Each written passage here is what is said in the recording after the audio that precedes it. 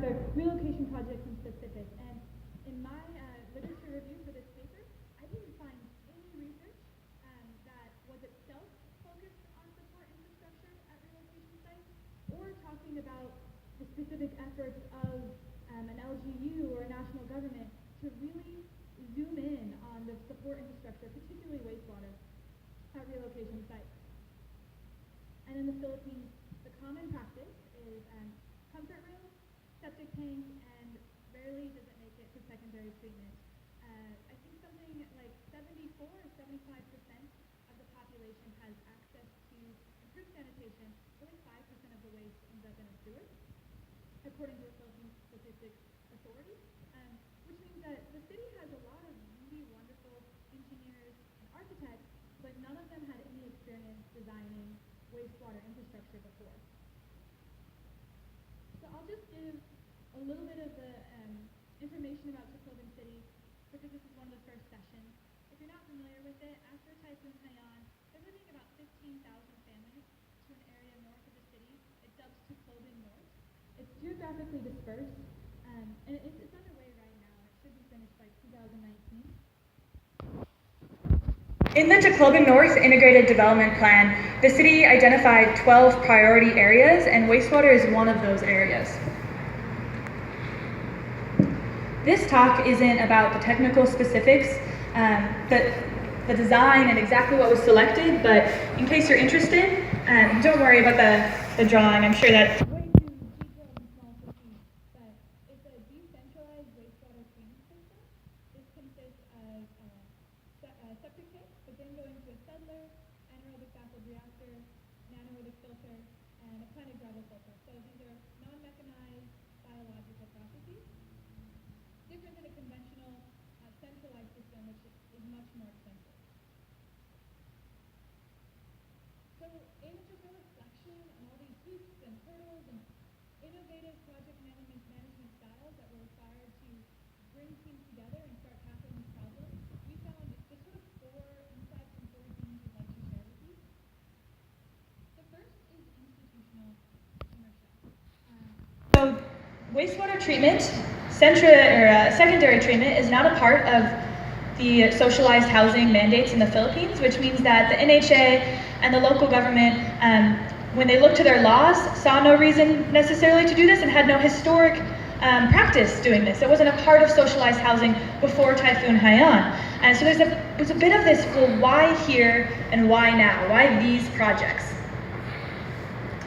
The next is a new system and process of horizontal collaboration. So to design and implement and gain the momentum for wastewater treatment, it took a collaboration of different departments that work together in ways that never worked together before.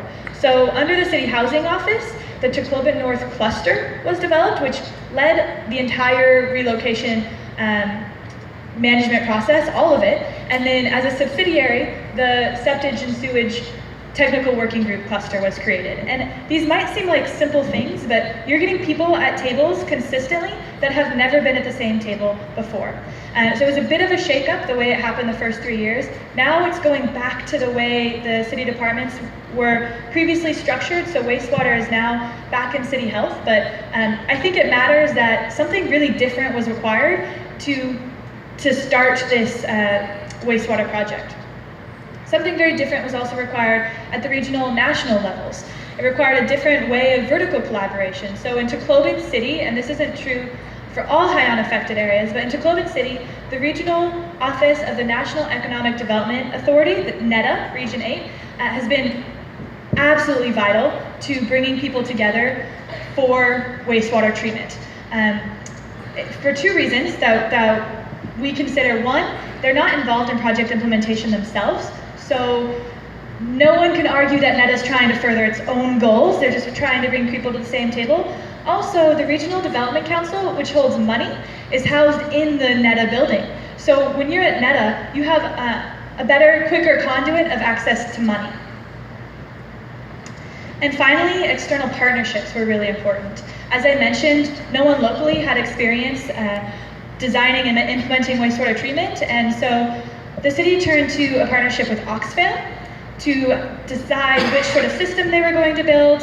And then Oxfam set up a capacity building workshop with a Manila-based, Philippine-run organization that they're experts in designing and implementing decentralized wastewater systems. However, if anybody comes from the wash world, you know that to implement water and sanitation hygiene, it takes a lot of community involvement, a ton of it. And up until this point, it's been pretty void. So the city has now started to have public participation and stakeholder meetings with the community members. But at the time of writing the paper, this is the biggest deficit we saw. It had yet to happen. So we're looking forward to seeing how the public's engaged. Decentralized systems aren't that hard to run, but they do require a bit of maintenance to be done by community members themselves. I'd love to connect with anyone, and I know Sir Ted would as well. Last thing, I have started to collect a coalition of Typhoon Haiyan researchers, and I know I'm missing a lot of locals, so I started a spreadsheet because I know I don't have it anywhere else about all our research and ways to reach out to each other in one place. So please reach out to me about that. And in conclusion, to implement a design, and we're not there yet, but to start this wastewater process in the Tacloban North resettlement site, it's required overcoming barriers of institutional inertia, varying new forms of collaboration both locally and vertically, and it really did require bringing in external partnerships. Thank you very much. Thank you very much. That was a very interesting presentation on what to do to the water in the North relocation site. Any question from the audience?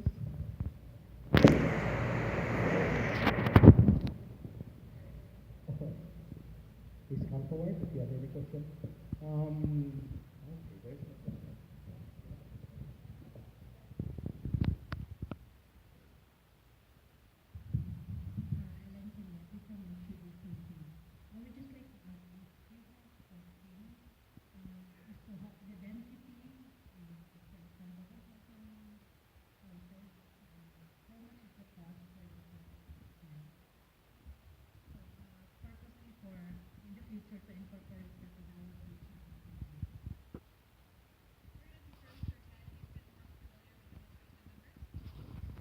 Would you like to come up here? Thank you for that question. Basically, what we're doing is per house, per unit.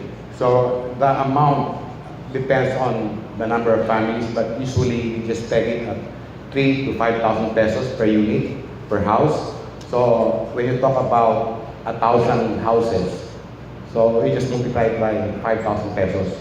But that can still increase. It depends on the terrain and the requirement, of course, of the area.